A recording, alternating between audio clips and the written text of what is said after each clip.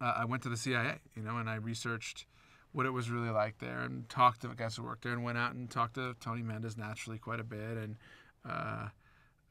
visited the CIA and talked to the director and talked to people who worked there, and walked the halls and spent time there, and really mattered to me that it feel real. It wasn't super spy guys shooting people and two people at once and falling out of a window. It was that it's just real people who kind of lunch pail, go to their jobs, and and come home, and that takes a real toll on them. They're not magical beings. They're regular people.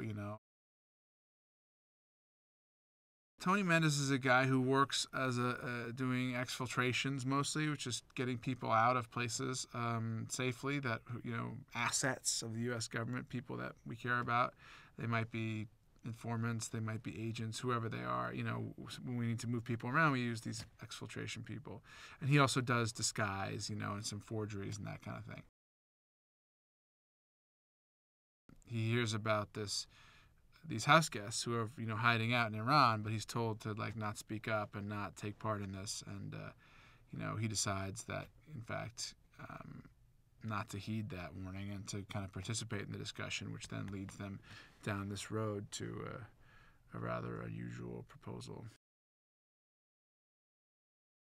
Tony Mendez had this idea that because he was friends with a makeup artist named John Chambers, and he'd seen all these goofy special effects and space makeup movies and stuff,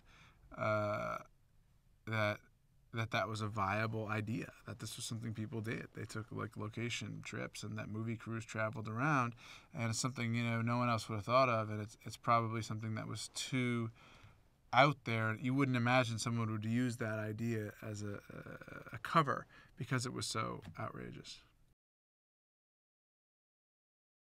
Well, John is for one thing, was right for the movie just because he's such a good actor. I mean, if you look at all the scope and the depth of the stuff that he's done as an actor, from the purely comic stuff to the Coen Brothers stuff. I mean, look at Barton Fink.